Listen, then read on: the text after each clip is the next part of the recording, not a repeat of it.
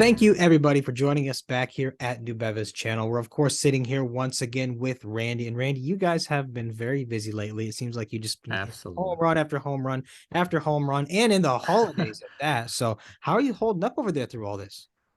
Well, from a standpoint, it's great. From a personal standpoint, I unfortunately got COVID again. I caught a Mm. cold and then I got COVID. So that's unfortunate. I lost a little bit of smell, just a little weak. I think the vaccines have been helping, but it's just from a personal standpoint. I got to say, having a Thanksgiving, then all of a sudden getting back to work, trying to close all these things, do everything, and then rush to a Christmas. This is like the worst. They should move Thanksgiving to around May and make that kind of like, you get a second time of the year where you can go buy stuff. It really shouldn't be right before Christmas. The just from a business standpoint, the harshest holiday there is. So, Yeah, fair enough. I mean, holding it up, sounds holding like up. yeah, you got kind of a 1-2 punch in there, it sounds like. Yeah. But sorry about that. But on the business side, yeah, you guys have been doing great. So talk me through about some of the recent things. You guys got this new 7-figure deal going on. You Yeah. guys had another successful decryption. I don't even know where to start, Randy. Where should we start? I think I'd like to talk about the use case on the decryption. I think I mentioned this before a little bit, where we were beginning to see some of the ransomware Mhm, actually corrupt people's data. And mhm, so specifically what that meant was a lot of times they start encrypting the data, but they don't finish encrypting it.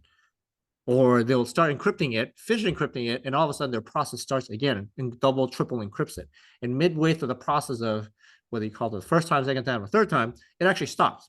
And at that point, when you go talk to the threat actors and you pay them the ransom, they'll actually see that happen and suddenly disappear. They can't think, no, they go, yeah, well, you made a mistake, bye, kind of a thing. And so yeah, can't blame them for that. So that's something that obviously what we do is we get the symmetric keys. And so we go back and decrypt. And so whether you encrypted that one time, two times, three times, it doesn't really matter for us.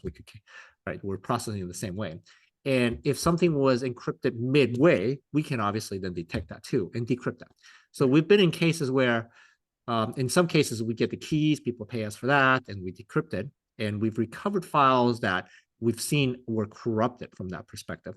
And we've actually had customers where they paid the ransom, called us up and said, I've got those. It tends to be actually the largest, most important files that are actually the ones that are corrupted.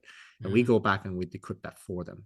And so that's been very satisfying because I feel like in that particular case, we're just helping everybody. We're not just helping the client. Obviously, that's our purpose, our goal, our partners, insurance, but even the ransomware folks, right? The threat actors, we're actually helping them too, right? So I think data corruption is nobody's game. There's no Yeah, that not the ultimate goal from anybody's point of view. And so that's the worst case scenario. That's a nightmare scenario for our customers. So yeah, that's yeah, pretty satisfying from that perspective that we yeah. were able to recover something that really nobody thought we could recover. So it's kind of a new use case, new thing that we're doing that we just discovered.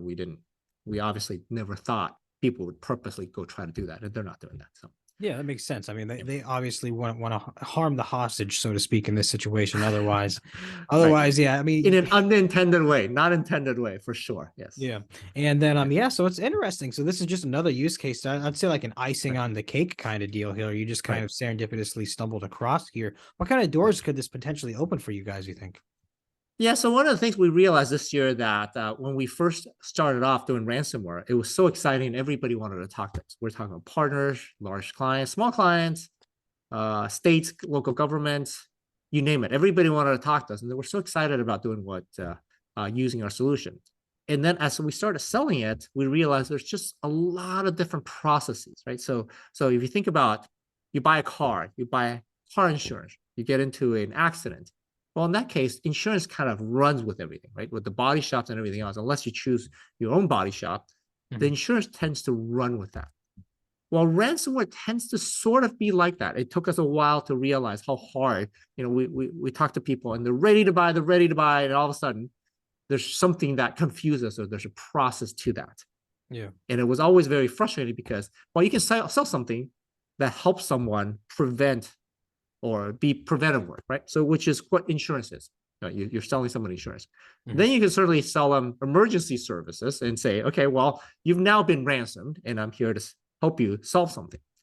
In this particular case, it's almost like they already paid for insurance. Insurance went in. they've gone through emergency services, emergency is there, they're in the emergency, and we're there to then further help them yet again.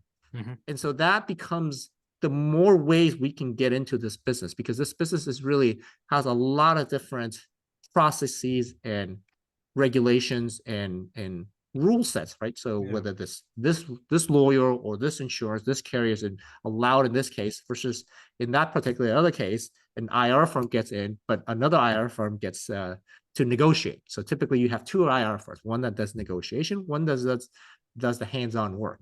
And so there's just a lot of layers of different pieces to this business that, frankly, we're relatively new to that. We rely heavily on our partners, and that's very satisfying from that standpoint. And so having a new use case that, frankly, everybody's tried everything they can, and they're getting way past desperate. I mean, when you get a ransomware, you start off, that's desperation level number one. Then you get into DEFCON 1, and then I don't know what you call it, the nuclear bomb already detonated, right? You think this is gone, right? End of the world already. And all of a sudden you realize, wait a minute, it's not really end of the world yet. So we come in and help that. So that's helped out, and that's helped out considerably on. We announced obviously the 7-figure deal in our announcement. It's great to announce that. A lot of times, obviously, we can't even announce them, and when we can, it needs to be anonymous, as we've shared that many times. So it's very satisfying. Unfortunately, I really can't talk about much more on that. I can talk about use cases and other things, but I really can't share about the entity behind that deal. Obviously, that's something that we have to, from a deal standpoint, we have to keep anonymous. So. Yeah, no, that definitely makes sense, but it's still great to even get out as much as you got out. This is definitely a multi-year license agreement, $1 million in upfront payment and everything.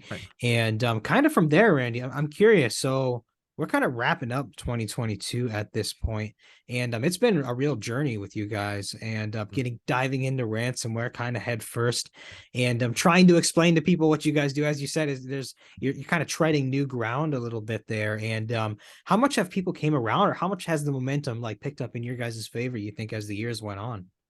Yeah, I think 2022 has been really exciting. I think we started our first quarter obviously shipping the ransomware product. Then as we shipped it, there were so many different interested parties. So I think a lot of the parties that we've been closing, they were already educated in what we do. I think this isn't something where we just started talking to somebody and all of a sudden close them. That's just not how 7-figure deals are done. So this year has been pretty satisfying in that we got everybody excited. We obviously have a solution to a problem. And at the same time, we started running into, some headwind on how to close the deal, right? You get into you feel you're at the goal line, and all of a sudden you feel, wait a minute, am I even in the red zone yet? Am I, is this going to close or not going to close? And all of a sudden you start seeing it close, you start getting the touchdowns, not just field goals or whatever you want to, other ways of calling it, but you're getting touchdowns, and then you start announcing them, and it's just really satisfying, I think, ending the year this way. Yeah, definitely. It's been a lot of fun, and I'm curious for anyone watching, where do you guys think this is going to go next year? And Randy, now I'm going to direct that question to you. What can you share about what's upcoming, say in 2023? There's public information, of course. I think we're going to continue our announcements. You're going to see them. I think as we get permission to announce what we can announce, you're going to start seeing it. The deal that we announced, for example, that was after the quarter, our last quarter ended. And so you're going to start seeing slowly on the announced deals, and the financials start reflecting the deals that we're actually closing. So I think that's certainly something that I look forward to sharing with people, and people are going to review that. They get to scrutinize not just the announcements and deals, but obviously our financials. And so I'm pretty excited to get to that point. So. Perfect, Randy. Well, thank you again for coming on and sharing your insight on this. Thank you, everybody, for watching. Stay tuned for more coming soon. And Randy, please get some R&R while you can in the holidays, sir. Yes. Hopefully I don't catch COVID again in the near term. So that'd be great. Thank you. Thank you.